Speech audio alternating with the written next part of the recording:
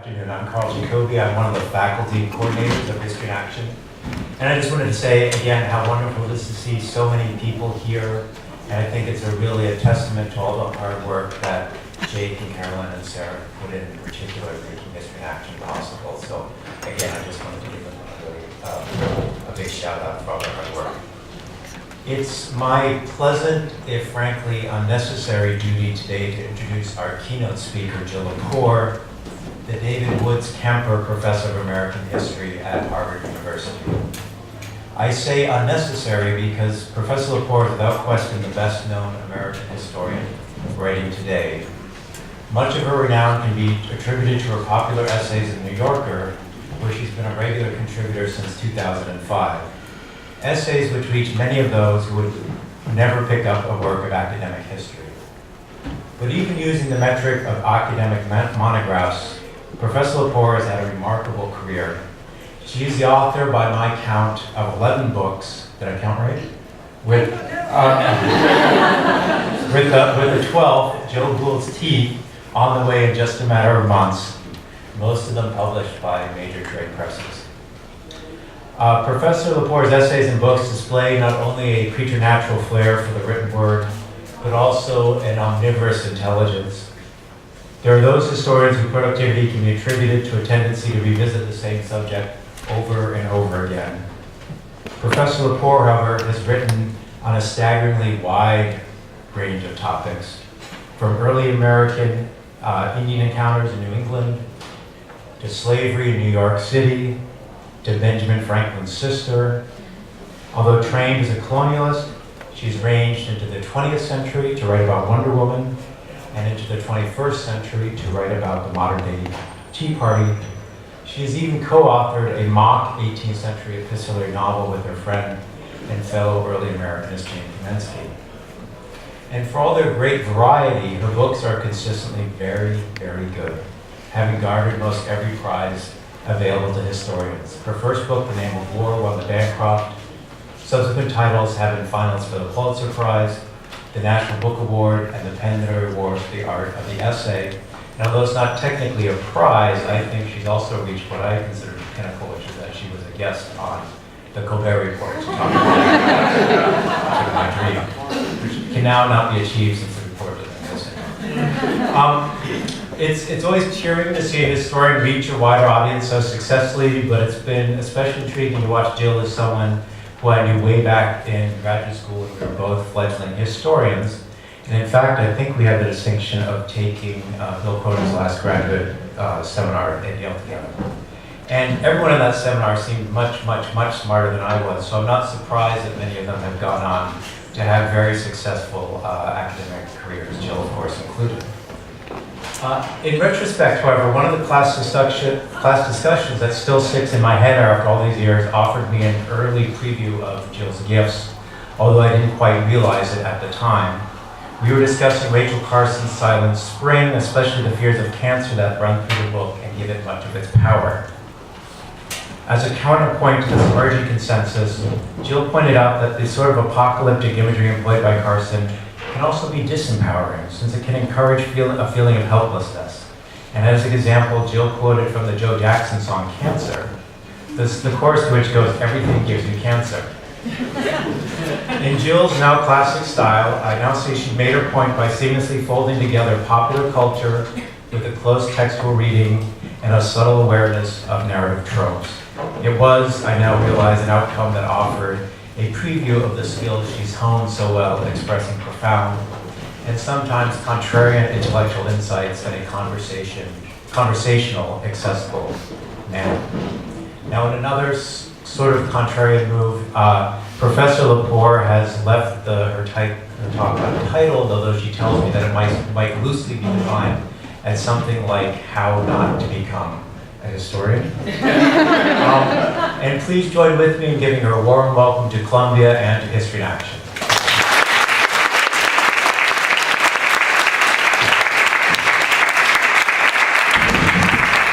Thank you so much. I would just as soon sit, but if people can't see me, I'm happy to raise your hand if you'd rather I move to the podium. It doesn't really matter to me. Okay, well, first of all, thanks for the graduate coordinators who did such an excellent job putting together these programs, not just this year, but in previous years. I'm full of admiration and envy for Columbia right now, which is that over here, not to say a bad word about my home institution, but we don't have this conversation at home. It's so essential, it's urgent, it's long overdue, and the panel that immediately preceded me, I know many of you were here for, was really quite inspiring in offering insights about the range of ways that history departments can have these conversations and do this work and change structures to make it possible for people to both pursue a PhD and have a different kind of career than maybe what everyone expected. But I have to first begin by just saying I'm staggered, Carl, that you actually remember anything from decades. Like that you remember that Joe Jackson's for staggered. The whole reason I'm a historian is because I don't remember shit. Like I cannot remember anything, and it has to be written down, and so that's why I do what I do. And I want to also preface these remarks with an apology that I gave to the excellent graduate student coordinators, which is I really came here to listen to all of you. I don't have really anything to tell you. You, the graduate students who are involved in this endeavor here and elsewhere, are rewriting the rules and changing the culture of what it means to be a graduate student and what it means to do history in the world. And the faculty should just sit back and watch you do and be inspired and figure out maybe how to help other younger people who come in your wake to do the great things that you all are doing. So really, I only have kind of war stories because when Carl and I were in graduate school, which is a number of years ago now, there was a very different culture. The dean mentioned workshops that are given now about how to write an op-ed. When I was in graduate school, it was impressed upon me repeatedly, never write an op-ed. You will never, ever get tenure if you publish an op-ed. So a lot of my stories are really just going to make me seem very old and outdated. There was a time when it was quite heretical to even imagine writing for a different audience. And obviously there's a lot of that sociological pathology of academia that still survives in corners of the university that I, of course, have never been in. But I think the comments that I have are going to offer a lot about that. I mean, I was really asked to talk about, frankly, autobiographically, how I came to do the different sorts of things that I feel so lucky to be able to do in, I think, a very practical sense. And then also to talk about why I do those things in a more philosophical sense. Again, here, both of these topics have been, I think, better covered and will be better covered by those of you who are doing these things in the moment than by my retrospection. But I do think that any answers to those questions have to begin with a sense of purpose for the study of the past. Why tell anyone about the past? What is there to know? Why do we need to know? What is there to ask? And when I was in graduate school, I found that very hard question to answer until I devoted myself to reading a lot of throwback work. I'm a great Carl Becker fan. And one of my favorite things that Becker ever said about being a historian and the obligation, in a sense the ethical obligation and the civic obligation of the work we do. He wrote, "We are thus of that ancient and honorable company of wise men of the tribe, of bards and storytellers and minstrels, of soothsayers and priests, to whom in successive ages has been entrusted the keeping of the useful myths." I think about that a lot when I imagine what it is that I do, and when I search for a sense of purpose, I'm drawn to Becker's many different writings. I'm drawn to Van Wyck Brooks's notion of a useful past. I'm drawn to very old school people like Charles Beard, formerly of this institution. And I often find that these are people, if you get interested in them and you pay attention to them, and look closely at who your intellectual heroes are, you do often find that they had a very vexed relationship with university life and with the cloistered life of the academy. Beard, of course, famously left Columbia in a dispute over academic freedom and the freedom of speech and went to live on a dairy farm, famously leading Samuel Eliot Morison to say that his work had suffered by leaving the academy. Morison to get more back talk even from freshmen than from milch cows. And I do think, as mean as that was of Morison, there's a point to be made there. And I don't want that to be lost in this conversation, which is to say, the point being, university life is essential to public life, to public culture, to democracy, to our notions of citizenship, to civic institutions. So as important as and exciting as it is to think about the many different places to do history, it is essential that it be done exceedingly well within colleges and universities. So I just want to celebrate that. And obviously, I feel very strongly about that. There are many points in my life when I wanted to leave academia for all kinds of reasons, but I do feel quite passionate that the teaching of history belongs in universities and needs to be central to its mission. That's something that's very much under threat at the moment and worth thinking about. So I guess what I really want to do, though, is maybe kind of give you some, I guess, rules to live by, or reflecting on my own career. What are the resolutions on my part that allowed me to do the kinds of things that I did? If there's anything that can be learned from those things. One is that if you're going to do work outside the academy, having acquired your PhD or some graduate education short of the PhD, the trick to doing it well is to never abandon, to hold on, to cherish, to hold dear your standards of academic integrity and excellence that are part of the disciplinary training that you receive within the university. The great mistake that people make when they go to do work in the public is they do lesser work. They do work that's sloppier, that's less accountable to archives, that's less original, that's less exciting, that's less accountable to the scholarship. They do less good work. They do work because they believe that to reach a public audience, to reach a different audience, you have to make your work less good, less excellent. And that is where people fail and stumble. So my big warning is you have to cling to your integrity as a scholar when you do work in the public. You don't need a license to practice history within or outside the university, although memorably the AHA at one time considered an Orwellian proposal to require licenses. But you do need the knowledge. It is essential that you possess humility, and I think, too, that in order to do it well, you need a keenly felt sense of obligation to the truth.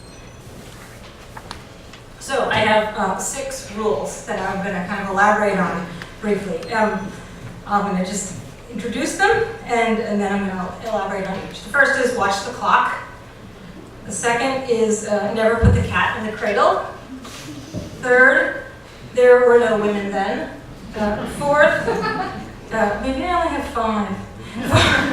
My 4th rule is be like Bob.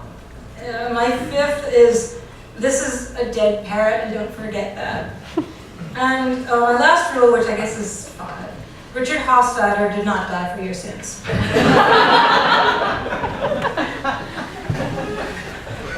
Okay, so watch the clock. What I mean by watch the clock is you came to study history because you care about the past. The problem for the middle decades of the 20th century in the historical profession was that it became scandalous to actually care about the relationship between the past and the present.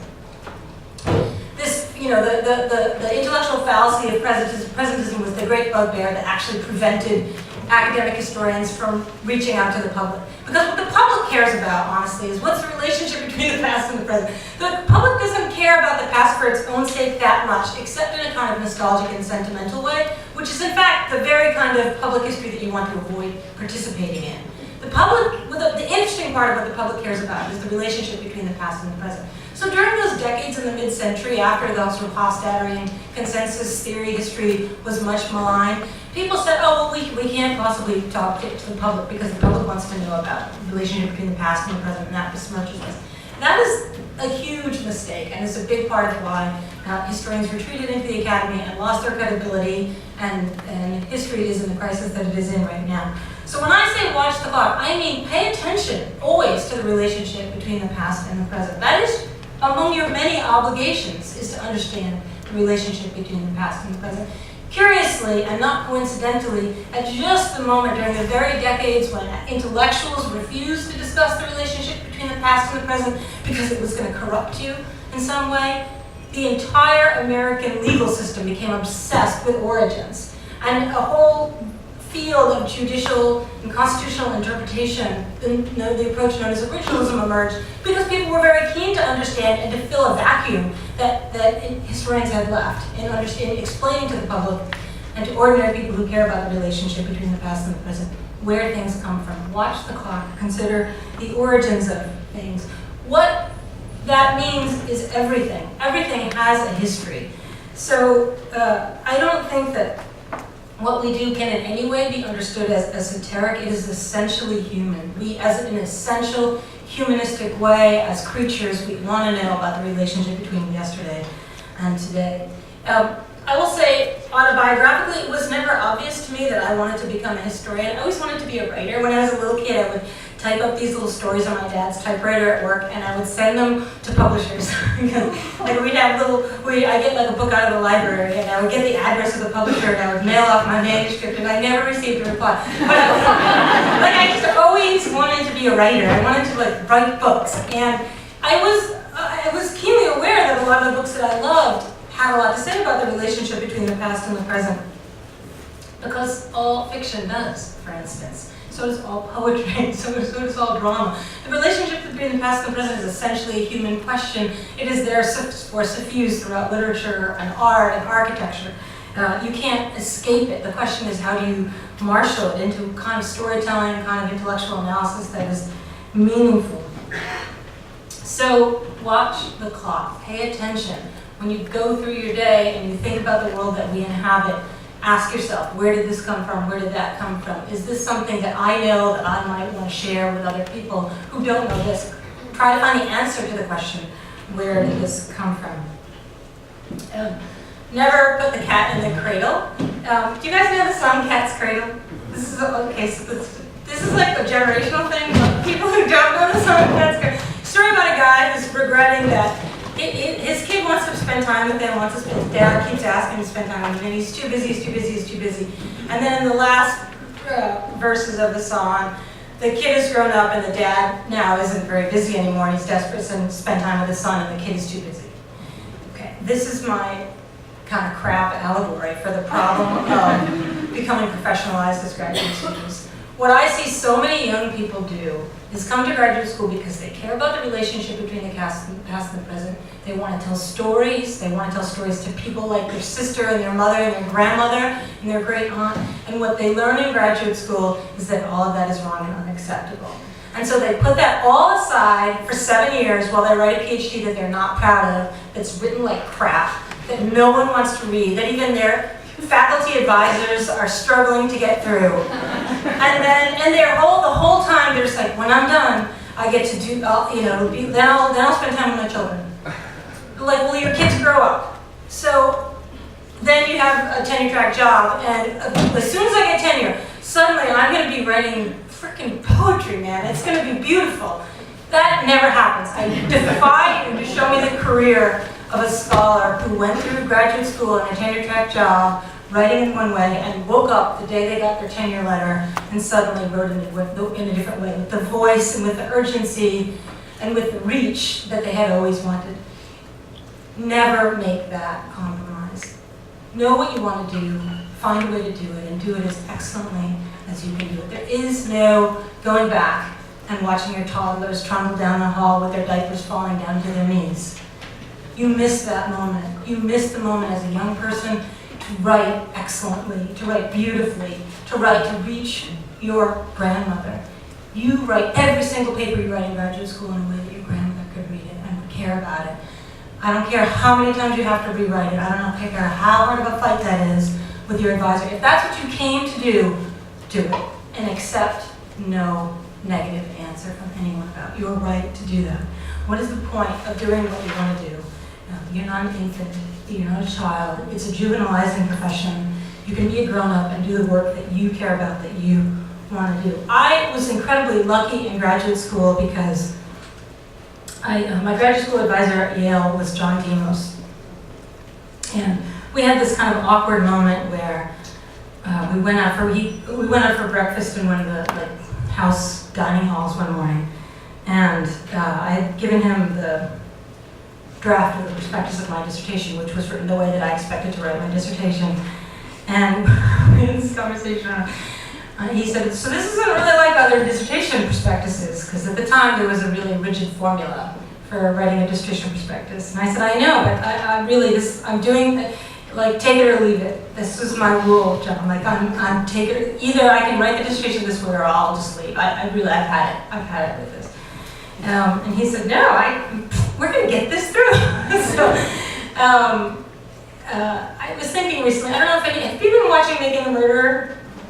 You know that Moira Demos, the filmmaker, is John's daughter?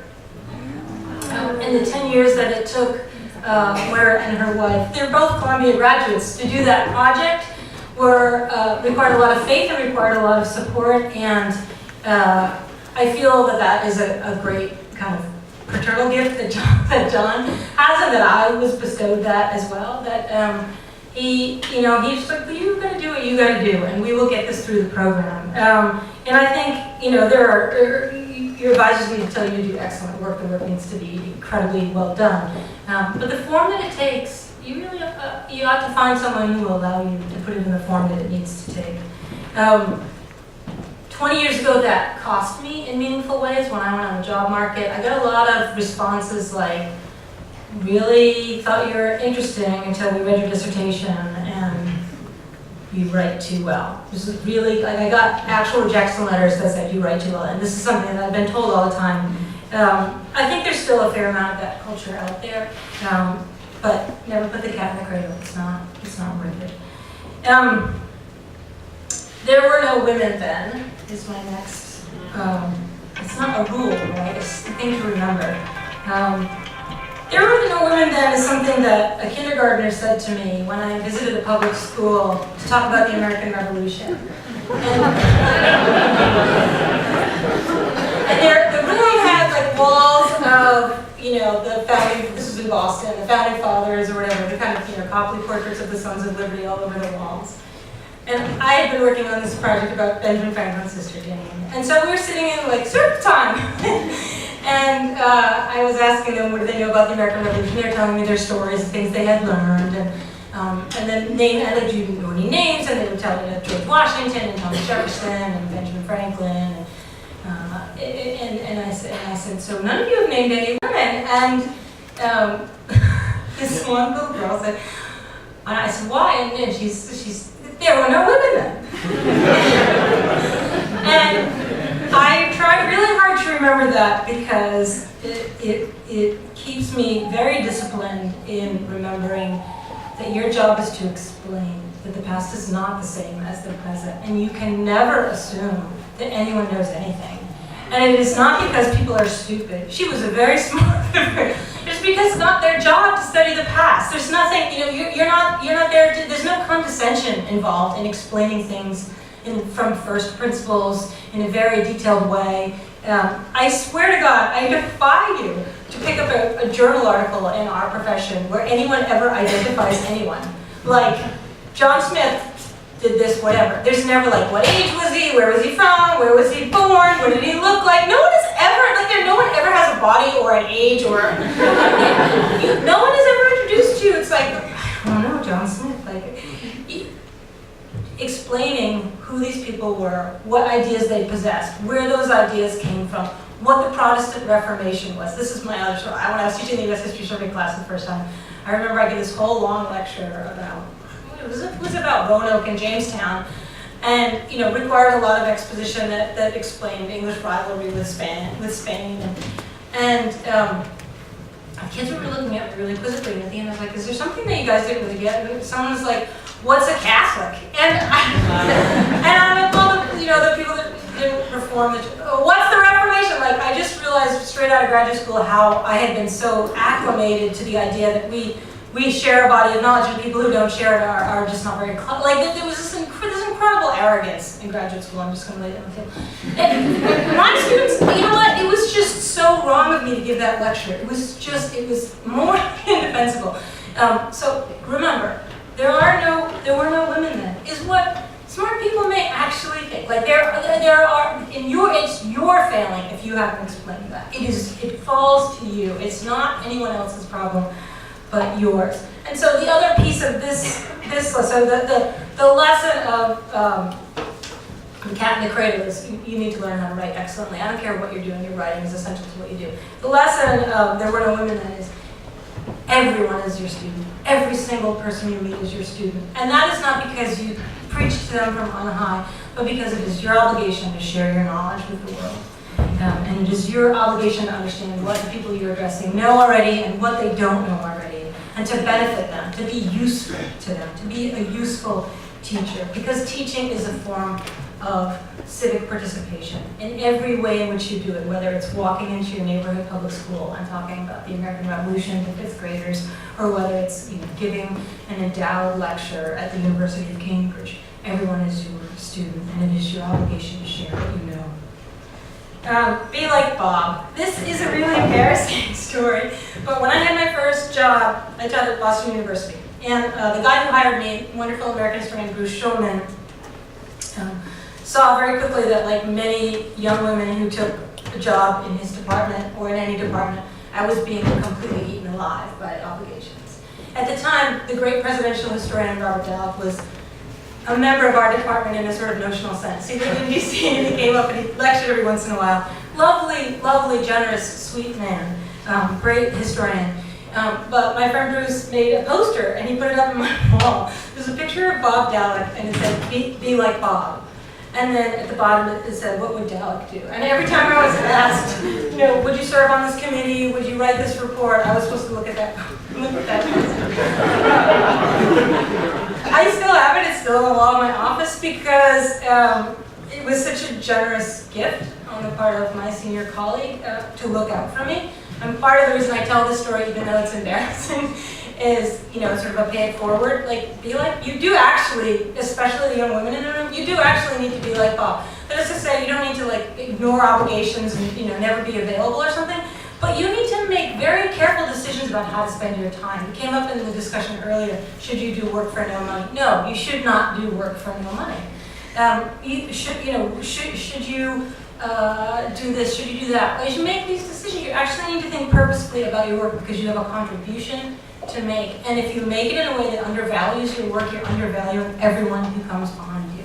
If you write on a blog site for free, and you put out your work in the world for free, you're devaluing the work of everyone else who has your credentials. It is a big mistake. It will come back to haunt you. You will always regret it. I recognize there are incentives to do that. It is always a mistake. I can't say that I was like Bob. In fact, I have nothing in common with Bob Dallek. I admire him very much. But I did like the way in which that kind of offered a pause to me, and it's a good slogan. When I got out of graduate school and got that first job, I felt strongly that I wanted to do things that were not possible when I was in graduate school. And so Be Like Bob is actually also about transgressions. Don't be afraid to be transgressive. It was easier to be transgressive when nothing was allowed, but you can do whatever you want and it's going to be okay. But when I was in graduate school, a friend of mine and I, Benjamin Filene, who teaches in the Public Humanities program at University of North Carolina, Greensboro now, he and I developed a TV show for kids called Out of Time. It was a quiz show. It was incredibly great. It was genius, and the only person who ever helped us with it was Simon Sharma. He wrote a letter of recommendation for us for a grant from PBS that we applied for and didn't get. But that he did that he wrote that letter for us. He'd never met us. He just read the treatment. We wrote all these pilot episodes. I mean, we founded a company called Partners in Time. We thought we were so entrepreneurial. It was completely transgressive. We told nobody in our department about it. I'm sure you've never heard of it, Carl. We spent all of our time in graduate school, Benj and I, working on our kids' TV show. We just thought it was going to be so great. And nothing ever came of it. I still say, it's my idea, Benjamin's idea, my idea, don't take it, because someday you're going to see a TV show called Out of Time.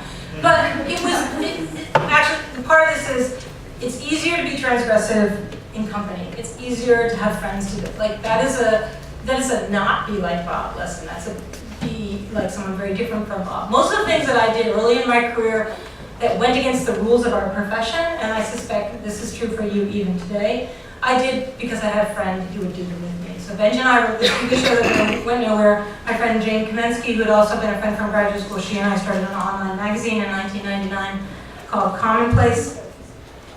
We then went on and wrote this filthy 18th century novel together called Blind Spot, which felt incredibly transgressive, but was a gift to John Demos, our graduate student advisor. So all of these are things that I would not have been able to do if I didn't have other people with me. When you're bucking the rules, it's important to have someone to buck them with. Okay, so moving on. This is a dead parrot, so this is a reference to the Monty Python skit. This is a dead parrot is a lesson to remember when thinking about the usefulness of what you do.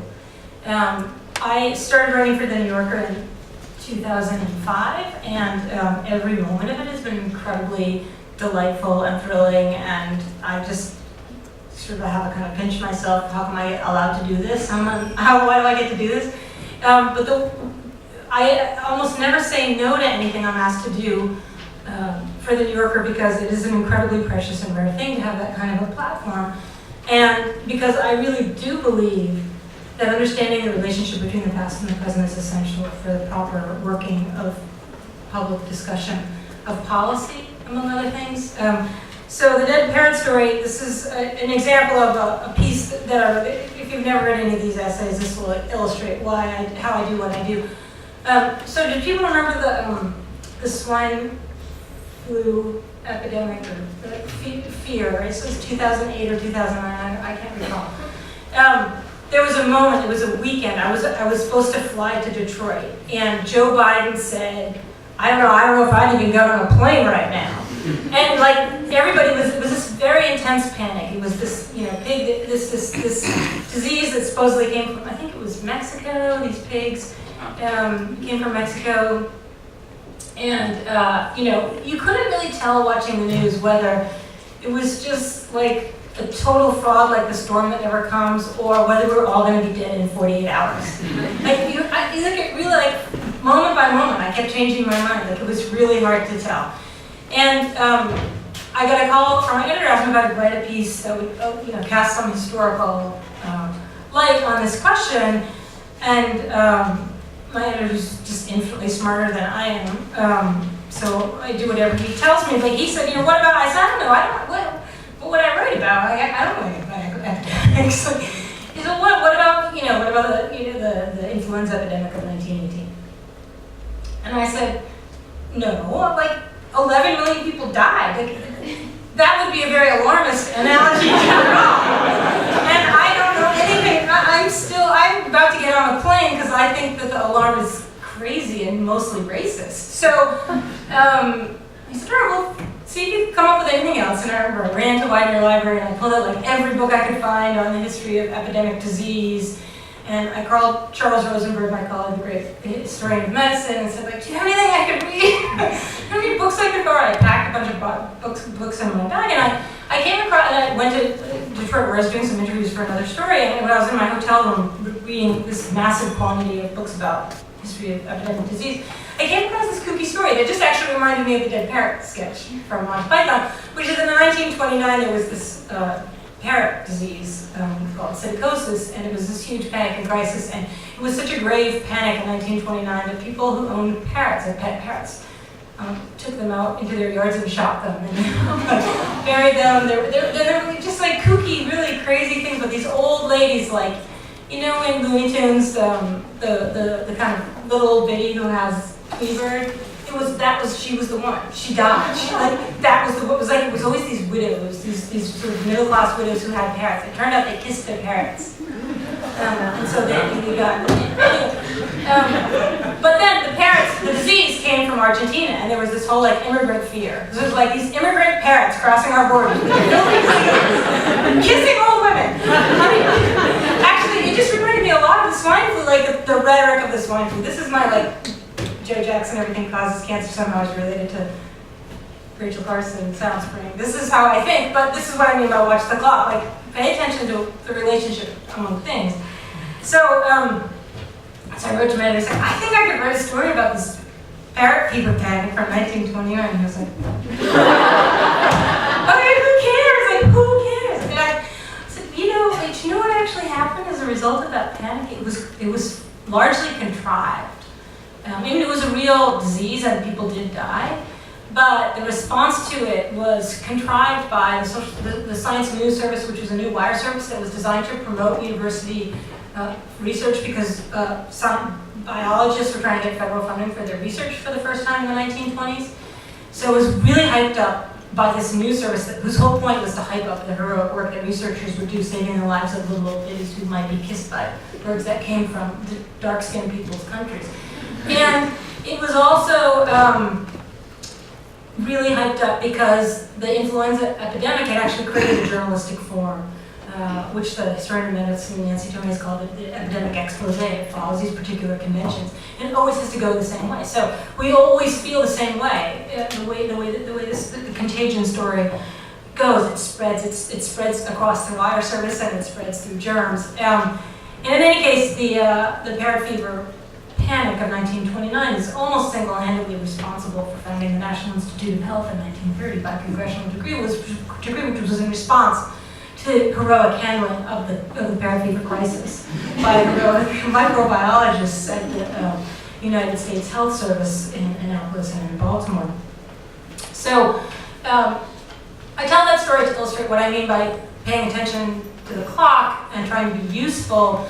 The way in which that story is something I'm especially proud of. I got an email later, heard that the entire NIH and CDC was required to read it, which is a really big, meaningful thing.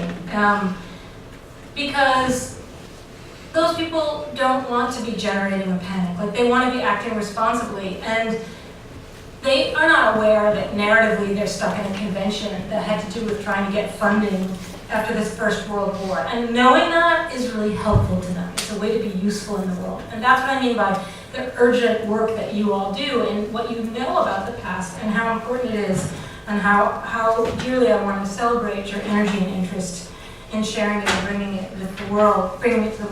So I want to close and open for questions because I really am curious to hear what you all have to say. But I said that my last proposition is that Richard Hofstadter did not die for your sins. And what I mean by that is Hofstadter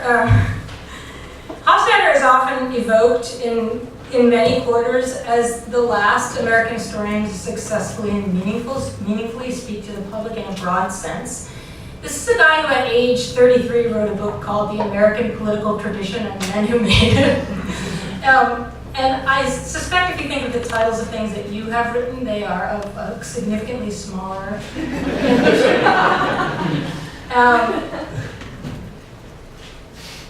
don't let the man die in vain. Do ambitious work. Give your work ambitious titles. Don't belittle your own work. There are plenty of other people in the world who will make your work much smaller than it is.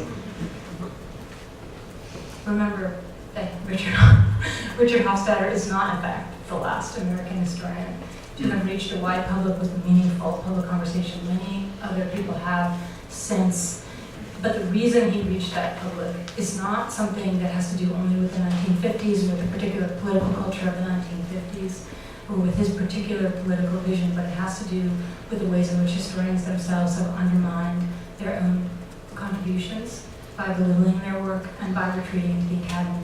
So hopefully you all will bring your work to the world and restore to the status of soothsayer the American historian. Thanks.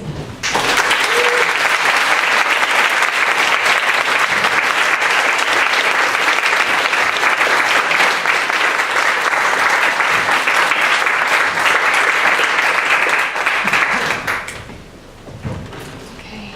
So we can take questions. We have the traveling mic over there. We don't have a traveling We don't have a traveling mic. mic. You have to speak up. Okay, I can repeat people's questions too. Thank you. Yeah, so thank you so much. Enjoyed that. But one of the reasons why we find ourselves as professors when we talk with our students, the ideas they have for research, one of the reasons why we often caution them about very, very broad-ranging and ambitious work is that I anyway, I think most of us feel that at the end of the day, they're here to create new knowledge and discover things that weren't known before. And that is a very hard test. And so I'm wondering, is that the wrong test, or how do we reconcile that expectation with the kinds of stories that lots of people want to hear? Yeah, no, they're absolutely in conflict. The question is, as an advisor, I advise your students not to take on big, ambitious projects because what they need to do is prove that they can make a contribution. If they can do it in a big, ambitious project, so much the better. Yeah. Right? That would be even better. Right. But if it's not possible, then what? Yeah. So this is pulling at a strand of yarn coming off a sweater because I really actually I'm among those people that thinks that there shouldn't be a 7-year PhD with a dissertation that takes 4 years. I think the test of graduate school to finish graduate school should be a dissertation used to be essentially a master's thesis and now it's a book. I think the dissertation should be what it once was, that size thesis, that scale thesis that demonstrates your capacity to do careful archival work, to understand the existing debate among scholars about your subject, to explain how your careful archival work contributes to and may change what we know about or how we interpret a certain moment or event or place, and then you should move on. I think that just a structural problem is how graduate school has evolved makes it very difficult. I don't mean to skirt the question, but I actually just think it's not really quite possible in the current structure of what graduate education is, which is why it's so desperately needed reform. Just to follow up, let's imagine someone finds ways of creating new knowledge and discovering new things, and it's not immediately apparent why lots of people should care about it. Shouldn't there be at least one place in American society where people can do that kind of work? Oh dear God, yeah, no, I don't mean to say everybody should be writing for a bigger public or addressing their work to a different audience. If we all did that, then that's not the point. I actually, the only reason the culture of the academy in our discipline has changed is not, frankly, because the older generation of historians have decided, actually I'm not resentful at all of people who write for a different public or work on documentary films. It's because the university has lost so much cultural purchase that most people begrudgingly now understand it's necessary for at least some number of us to explain what we do to a wider world. And that is sort of a tentpole situation. Like it's important for some people to do that, so that everybody can do the work that they do, which might be quite narrowly monographic and might be limited to journal literature. I love that work is essential. That those are the building blocks of what all of us are able to know and do, and what we, the knowledge that we stand in when we do our work. I don't mean to diminish that in any way. I thought we were fighting here for the right to maybe reject that, for some portion of people to reject that. Yeah. Hi. As a historian who works outside of the university, one of the things I continue to struggle with is the timeline of writing for an audience and the venues in which you write for a larger audience versus the timeline of academic knowledge production. So I guess a very concrete question about this for you would be, how do you do great history in a short deadline? And for people who are looking to write for a broader and more general audience in lots of different venues, how can we maintain the rigor of the work that we do when lots of times what becomes so great about our work is the fact that we give ourselves time to really marinate and think it over? That's a great question too. And I think one way in which academic culture contributes to that problem is that we within the academy don't care enough about deadlines. It's not actually just the length of time that it takes to do something. It's that it doesn't matter whether you finish it when you say you would.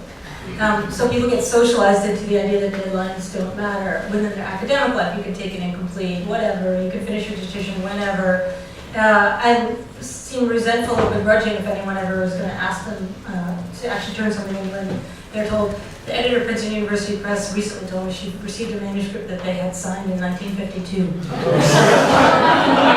but that's a worst case. But people are, when we founded this magazine, Commonplace, I stopped doing it after 5 years because no one ever turned anything in. I just couldn't believe it. To me, it's just profoundly unprofessional. You accept a deadline, you turn that work in, or else you resign. Like it's over if you miss a deadline. I don't accept late work as a teacher. I have no tolerance for lateness. So it's not so. I appreciate that. Yes, you're saying good work sometimes does take a long time, but I guess I would back up and say, but you should be able to figure out how long it's going to take you to do what you say you're going to do, and turn that onus back on the culture itself first. It is true that the speed up is a problem. There are a lot of pitfalls that I could talk about avoiding, although I think it's great that there's this workshop on how to write an op-ed. I actually think op-eds really are kind of a problem. I think writing in an hour a piece about something that's going on in the world is often a problem. I'm asked to do that all the time. I have a contractual obligation to do a certain amount of that. I think it's probably not really quite defensible for me, given my argument about how important it is to not compromise your integrity as a scholar. So I think that there's a lot to fight for and resist. I guess I just think on balance, the problem is not that people are being asked to do instant work and they're compromising their standards. The problem is that people work bizarrely and indefensibly slowly because of the preciousness that they believe that exists in the work. I mean, I live by these dumb rules and models, and one of them is, it is not a work of art, it is a piece of work. And I feel it like, the whole the only good dissertation is a completed dissertation. It is not a work of art, it is a piece of work. It was due at 3 p.m. No, okay, so now you get a 0. Like, that is it. Like, it just, I can't tell you, like, working in journalism, you just don't miss a deadline. There are 100 people lined up down the block in the bread line waiting for that job. You never miss a deadline. And I don't see, when I see people missing deadlines, it's because their work just needed that extra boost of sophistication. It's because they didn't work efficiently, they didn't think with clarity about the project at the outset, they made a bad guess about how long it would take to do the project. I mean, I'm just questioning the premise of the question. Yeah. Thank you very much. With regards to the issue of ambition, how do you manage the temptation of mistaking celebrity for ambition?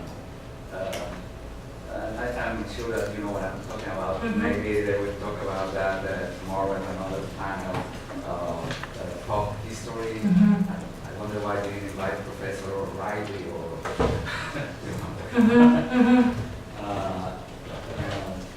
it's impressive. Yeah, I mean, I think among the reasons when I was starting out as a historian why you were told never to write an op-ed, never go on TV, was that the people who did those things had been wholly damned by the historical profession. Those were people who did those things out of vanity, and they compromised their work, and they looked like bozos to academics. And there's a lot of that belief about people who write in the public sphere or appear on television or are regularly on radio or something. And I'm sure some of that is fair enough. That those sometimes people make decisions to share their work with a larger public because they want to become celebrities and they want to become known in certain ways, or there are other rewards for them. Do they provide a lot of cover for people in the academy who are unwilling to do work by way of justifying what we all do? Yeah, they do. And I think it's important to be grateful to that, for that, to recognize what that is too. It's a complicated question because you're essentially, I think you're moving towards a moral judgment about that. And it's not that couldn't be made, but I'm not the person to make it. I think have we heard from any graduate students?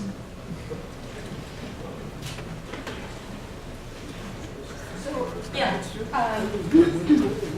How do you feel, or do you think that there's a good way to go about approaching an advisor with this sort of attitude of being like, I don't necessarily want to go into academia after I know that when I try and have that conversation, and I'm first year, so I'm like very little.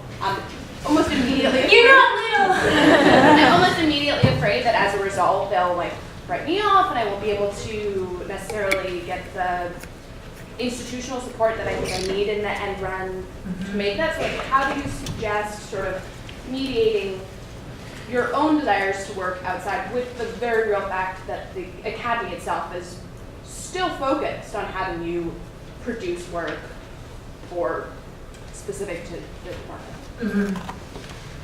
Well, how have you resolved that? I mean, is this like a big secret that you want to do different kind of work and you don't? Sort of like blushing and babbling and being like, oh, well, I might just not want to do that, and then changing the subject as quickly as possible. Yeah, I totally sympathize with that and with those pressures, and I don't mean to pretend that they don't exist, and I don't mean to suggest that the costs aren't real. I mean, when I say I get a lot of job rejection letters that were about, like, you didn't write this for my department, you wrote this for someone else. Like, there are, I think those costs still exist for many people. So, I guess the two things I would say, one, you really cannot apologize for your own work. You cannot do that. Like for the sisterhood, you cannot do that. And you have to be willing to walk away. At the end of the day, you have to be willing to say, you know what, I'm a grown up. Am I going to spend the next 4 years pleasing someone? Like if you thought your advisor was right, like your work really needed this to take this particular term, or you needed to get into here, or whatever it is something you're negotiating. You have a brilliant, incredible faculty here at Columbia, and I know the other institutions that are represented as well. You just know that you need to, turn your head and be unwilling to take criticism. Of course, like writing for the public involves mainly taking criticism. You're there to learn. You're here to learn, and you go into the public in order to learn. So I don't mean to be mulish about it, but I do think you have to stand by your convictions, and you have to be willing to pay the price for your convictions. And if what you want to do can't be done in the program that you're in, and you cannot change the program, you need to leave the program. Before, when you were saying the reasons that you practiced or stayed in academia, it sounded like teaching was the major one. But if somebody's main ambition is to be a writer and not a teacher, what do you think the value of graduate school or academia is for that kind of discipline? I think that the discipline of studying history in an intense way that you do in a PhD program is indispensable training for writers, actually almost in any field, because what you get in graduate school is a luxury that you will not soon have anywhere else as a writer, which is you are asked, in fact, it is your job to get to the bottom of the problem. Like to actually just keep digging, and there's a lot of false bottoms, but eventually you are going to get to the bottom of the problem, and then you start writing your way out.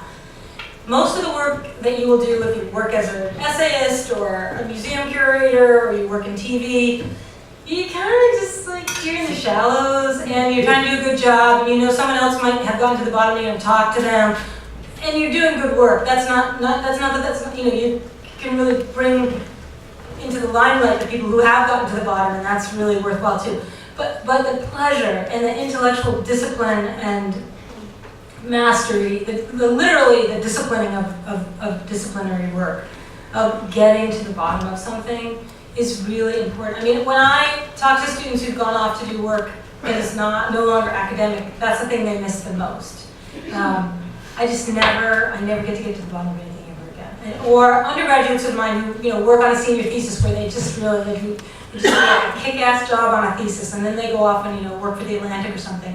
And you hear from them a year later, and they're like, I love my job, but I want to go back to graduate school because we never get to the bottom of shit. And that is a very good reason to stay in graduate school and finish your PhD, even if you are not passionate about teaching. But I guess I would also say, as someone who thought I would be terrified of teaching, or maybe wouldn't be a source of great fulfillment for me, it is by far the most important thing that I do. Like, hands down, there's just nothing else comes even close to the work that we do in the classroom.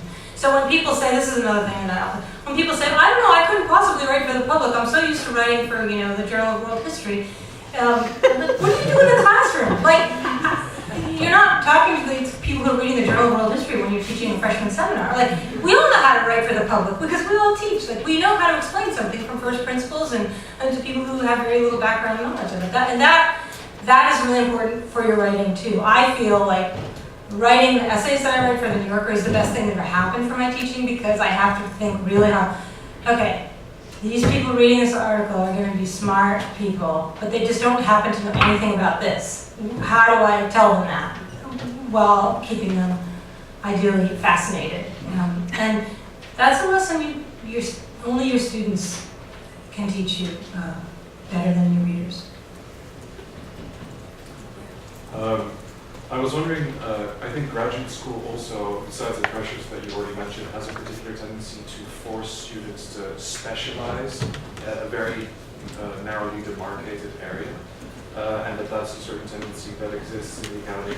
And I was wondering, in your own experience, whether you think that writing for a general public involves, or it becomes easier to people who are more generalistic in their interests as opposed to specialists. And if you could talk a bit about whether writing for the public is something that automatically moves you out of the area specialist, or if you think Yeah, I think it is an easier move for people who have more general interests.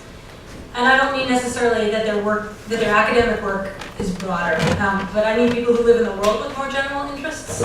So I have a lot of historian friends who never watch television and never read fiction, and these are points of pride with them.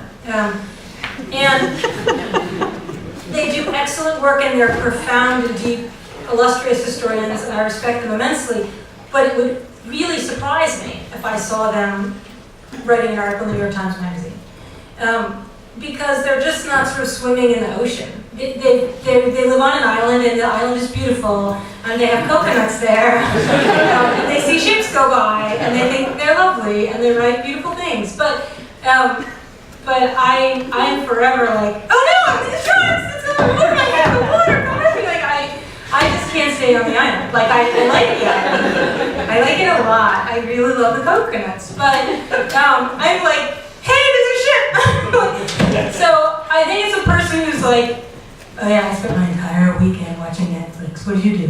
You know, like, well, no, I didn't reread Ferdinand Braudel. Like I didn't do that. Like that's, so when you say generalist, I sort of mean that. People who have a full life, a rich life, a different life, you know, not the monastic life. And it's like, this, to this point over here, it's really important that those people do that work. I could not be more genuine in saying how much I respect that. But I think you actually need to be a little bit mesmerized by the world and have really at least one foot in it. To be willing to do that. I think sociologically, like for me, it was incredibly hard to write about anything other than colonial America. When I first started being asked to do that, I was like, but I'm not trained to do that. I'm not trained to do that. That would be breaking the rules, and I'm a good girl, you know. And it was like the kind of bashful. That's what I'm saying about the sisterhood. Like, no, I couldn't possibly. It was like, you look at people who will say anything about anything, and I'm like, what's holding me back but my dignity? So I think for me, I remember having a tough conversation with my editor once saying, I'd really like to do more writing. Well, like there are not that many books about the 18th century that really merit review. Like, how often are we like, do people want to write about? I don't know, maybe up to the 1840s. Yeah. Okay. What about the 1890s? Like, you know, like just seriously, really, I'm trained as an American historian with PhD in American Studies. Like, I really couldn't write about the Glass-Steagall Act.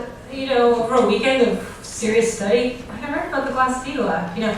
But that, there's a certain recklessness to that, to be sure. So, all these things are easy for me to say, in the sense that, like, I have tenure and they're easier to do now. But I do think the way that I talked myself through those decisions when they were hard and they felt to me like I was breaking the rules was, if I don't do this, someone else will, and I know I'll do it really carefully and with a serious sense of humility toward the scholarship and appreciation for the scholarship, and with the desire to bring that scholarship to a wider audience, not to bring my voice to a wider audience, but to actually say, this is incredible. There's this castle that's surrounded by a moat and it's full of books. Like, I have a treat that I can feed the dragon and I can get out of the castle across the moat and show these books to people. There's some cool books in that castle. And that's how I see, what I do. I have to do a lot of self-coaching because it does, especially early on when I started writing about different subjects. And especially subjects that I knew people would consider were trivial or not just beyond my ken, but silly. There was a, yes, you back there, sorry. I wonder if you'd be willing to say a little bit about how you do it, I guess maybe. You just seem to produce so much, but I guess maybe more specifically what I'm wondering is how far ahead you're planning your projects, how the projects that you're writing academically or for trade presses fit into your New Yorker articles, how maybe when you think of a topic, you decide this is a book or this is an article, or does it go the other way around? You think of an article and then you have to have a topic. just like what does your whiteboard look like? Yeah. Basically. Yeah, I love that you imagine I'm organized enough to have a whiteboard. I feel like you have to be. I just went to Google Calendar, which I will say is actually saved my life. 80% of what I do is teaching. So mainly what I'm doing is teaching from day to day, and what I'm thinking about is my teaching. Past that, I usually have a book project that's at least in my mind that I may be working on free days, but I actually despise writing books. So it's like my lowest priority. I love writing essays. And the reason I love writing essays is partly because I have a terrible memory. I have a really good short-term memory and a very terrible long-term memory. So when I'm working on an essay, I maybe have from 4 to 6 weeks to do it, from the time I get the assignment to the time I have to turn the thing in for publication. And it took a long time for me to figure out that rhythm and what that meant. But that's the one thing I can actually describe, because each book is different, but the essays are sort of the same. And there'll be that's why I told the story about the parrot fever. There'll be a contemporary thing that's going on, and it'll be useful to have historical vantage on it. Sometimes I'll be asked to provide it, or sometimes I'll come up with one and I'll say, could I write an essay about that? So there's that. And the big part of the work initially is becoming completely submerged in the field. So I really do read the scholarship in this totally intense, like, deep dive way. I love it. I love studying. I'm one of those people who loved orals. Like, I loved getting, I can read everything about the frontier. How did the frontier become the borderlands, and when? And I just I'll take notes on that. I just like that. So become in a kind of hack way, obviously, really as acquainted as one could be in a week with a body of literature. And then once you do that enough, the good stuff emerges. You sort of see, oh yeah, that's a really important thing, and this stuff is a little less important, and this is stuff I don't have to read. And then I figure out from there what is a story. So the New Yorker publishes basically nonfiction essays that are narrative. So I need to, the work is finding a story that can deliver my argument. Because you don't really write an argumentative essay in the New Yorker. I mean, other magazines publish those, but the New Yorker mainly publishes narrative essays. So I need to come up with a story, the telling of which can make my argument. And that is very hard to do. So when I found that parrot fever story, once I found the story, the rest of it is just goes on a sled downhill, because the archival stuff is fairly straightforward. You can read newspaper accounts. I found an oral history with the microbiologist who identified the virus, and I read the obituary of the doctor who died because he didn't wear gloves when he was touching a parrot, and just doing the. I have a rule which I have to do archival work for every piece, just as a point of personal dumb pride. So find read the scholarship to find a story, then research to the bottom of the story. And then the writing of it is actually fairly easy for me. What's difficult about the writing is, and this is a lesson I just threw out because I think this is interesting, and I see this all the time in the work. Other people clearly figured this out. Latif Nasser is here. He's a former student of mine who works for Radio Lab. If you've ever listened to Radio Lab and his amazing stories, you see how this works in the work that he does too, which is that that your listener or your reader wants to get to the end of the story. They don't really give a crap about getting to the bottom of the argument. So you have to parcel out the story slowly enough that you can weave the story and the argument together. Because you can't actually, if you're writing an article for the JH, you're going to offer your argument in paragraph 1, and in fact, then most people will not read anything after that. That's all that you really wanted to know, what was your argument. When you're writing a story, you can never say your argument. You can never actually say it, but you have to deliver it through the story, and you have to insert elements of it, intellectual building blocks of the argument, at convenient points in the story that actually create rather than undermine suspense. That little architectural nicety took me years to figure out, and I wish someone had explained it to me, so that's what I offer here for you now. I think maybe we have one more question, because I think I have to catch a train too. Yeah, back there. I'm really sympathetic to the idea of never writing for free. I think the world would be a lot better if no one did. But I'm sure many of us who are currently graduate students, given the demands of our time, kind of feel like it's an either or. Either we have some ability to reach a popular audience, or we don't write anything and have that sort of moral purity. So I wonder, are there any exceptions? If not, do you have any advice for us? I'm so fascinated by the intensity with which graduate students unionize around teaching. but sell their writing for nothing. And it just speaks volumes about how we understand the value of what we do. If you sell your writing for nothing, you really are communicating its worth. There was a great op-ed in the Times a few years ago by a freelance journalist, just like a plea to all writers: never sell your writing for nothing. Like, I have 3 kids and I need to feed them. Stop undermining what I do. And he was mainly addressing academics who, in the kind of Huffington Post world, would just be like, oh, really, you're going to publish me? And I'll pay you anything. I'm sorry that I'm striking a tone of no compromise. I think the only way to do it is in solidarity with others. So, what is more urgently needed than academics, including graduate students, just kind of pledging to themselves? And I don't mean you're waiting for a check for $5,000 from the Huffington Post. I mean $100. I just mean the dignity of the check. You accept the obligation of the deadline. You do your own fact checking. Most of these places, you're doing your own editing. It is a profession. Journalism is an incredibly vital profession here and around the world, and to undermine it is not acceptable. And I don't mean you are attempting to undermine it. You are attempting to do good work for the best possible reasons in the world. But I guess all I would say is, like, come up with a plan for solidarity, man. On that note, I guess we have to draw the discussion to an end, but thank you very much.